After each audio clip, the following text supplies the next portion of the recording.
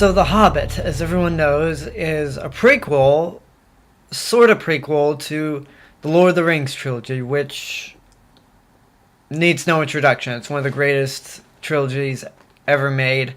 I've only seen the movies once, but they are still freaking fantastic. Unfortunately, I never got to see those movies on the big screen. So when The Hobbit came around, I was like, okay, I can finally see one of these movies in the theater.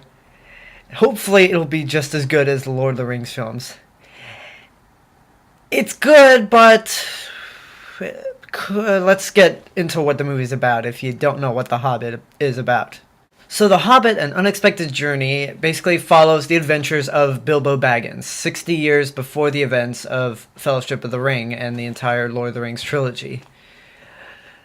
Bilbo accompanies Gandalf the Grey and 13 dwarves who are really determined to take their homeland back from the dragon Smaug. Now, this movie is one of 3 films in a series, in a new trilogy, basically.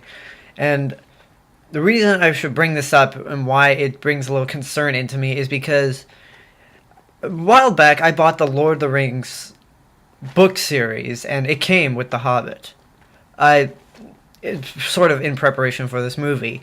And The Hobbit is small compared to the other Lord of the Rings books. As you can see right here, next to it is Fellowship of the Ring. And I was thinking to myself, how are they going to make a book that's smaller than any of the Lord of the Rings books into 3 movies?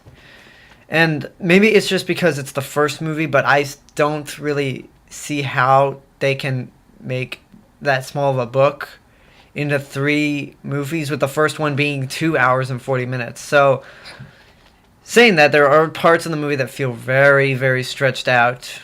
Mainly, probably in the first hour. And I understand Peter Jackson's reasoning for doing this because he wanted to kind of expand on more what the book didn't touch upon so much. I haven't read the book yet, but I'm going to trust him with that because he is a really good director, and hopefully he knows what he's doing. However, this reasoning brings up another problem I have with the movie, is that for wanting to bring more focus to other characters, it loses a bit of focus on Bilbo, who, for a movie being called The Hobbit, there were points where I forgot there was actually a Hobbit in this movie. And as for the length, the movie's 2 hours and 40 minutes long. That's shorter than any of the Lord of the Rings movies, but still feels long. But that's a problem I had with the Lord of the Rings films anyway, so not really going to complain about the length. Now, I will say, before anyone writes a bad comment, the movie gets more good done than bad.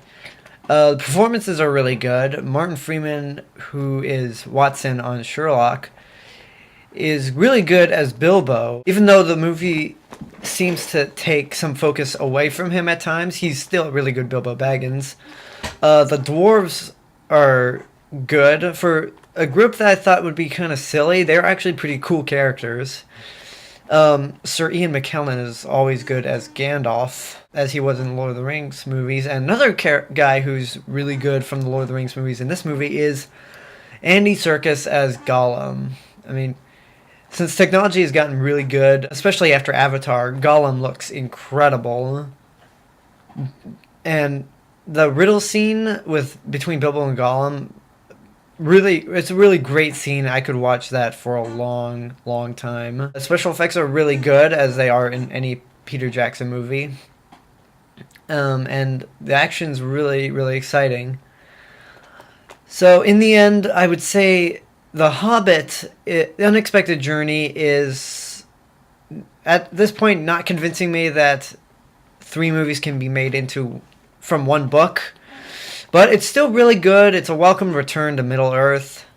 And it really honestly got me pumped to see what's going to happen next. I mean, it may lack the sense of wonder and the emotional power that the Lord of the Rings films had, but it's definitely worth seeing in your lifetime. That's about it. I know there is one important part of the movie that I did not touch upon in this review, because I want to make that a separate video. So That's basically all I have to say about the movie on its own. I will talk about that element later on, and I will see you guys later. Bye.